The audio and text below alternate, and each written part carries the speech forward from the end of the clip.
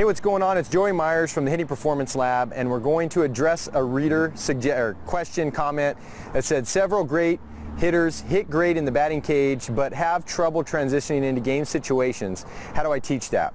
So real quickly, a couple things. First thing is, are you overcoaching? And that's okay. Are you overcoaching or giving instruction during games? So games should be when players should just be playing. My coach Bob Bennett at Fresno State, during games would sit down on his chair, would cross his leg over, would have his little notepad, and he wouldn't say much during a game to us players. He'd just sit there, we'd make a mistake, he'd just write it down in his notes, and then we knew that at practice that next week that we were going to be working on that. So there would be minimal coaching, if any at all, during the game. It'd be more strategy stuff, calling signs and plays and things like that, but it wouldn't be correction, fixing things. We did that at practice. So make sure that we're not coaching every dribble. Okay, dribble being baseball, coaching every single thing that a player does, especially in a game. We want to, and also that goes for practice as well. We want to let your players play, let your players do their thing, and then after about 5 swings or so, then group them up, or group the hitter up, stop the hitter from hitting, and go over some things that they maybe need to work on in training. In the game, they should be just allowed to hit and make their own adjustments and compete. So that's the first thing. Next question is, are you promoting quantity over quality swings? So you have to realize that it's like a shot clock when we hit in a game.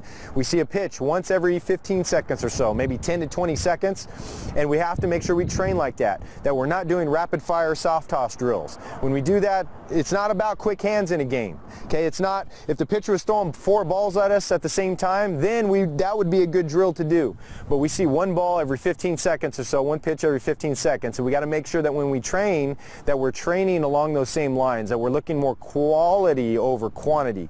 The last question you should ask, are you training timing, pitch recognition, and plate discipline? Okay, so in practice we can train timing. You can do the live reaction toss drill, the varied reaction live toss drill. You can search that on my site. I can put some links in the original blog post for this video. Are you teaching that kind of timing? Are you teaching pitch recognition? Some of the things that Perry Husband and Dr. Peter Fatty go over with pitch recognition. Are you teaching that? Are you infusing that into your practices? Those are big things. And the last thing is play discipline. So the checklist that I have with my hitters when we're hitting is, first question after they take a round of 5 is, how many strikes did we swing at? Second question is, how many of those were we on time? Third question is, okay, now were we doing what we were supposed to be doing with our mechanics? Mechanics is always last. We got to be swinging at strikes first. Number 2, we got to be on time.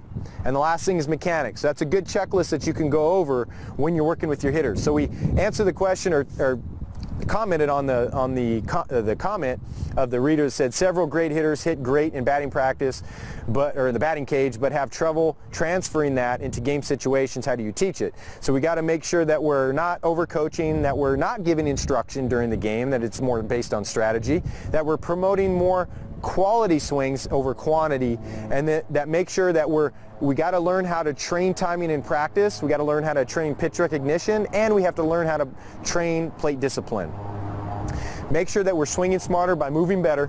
And before I let you go, the Hitting Performance Lab wants to know, did you know that you may be losing out on 8 miles per hour of average bat speed because of one commonly taught hitting technique? Have you ever heard the coaching terms, squish the bug, squish out the cigarette butt? Well, we created a free video revealing the results of a scientific study that will show you how we added an average of 8 miles an hour to average bat speed by doing the exact opposite of squishing the bug. Click here now to get the video while it's still free.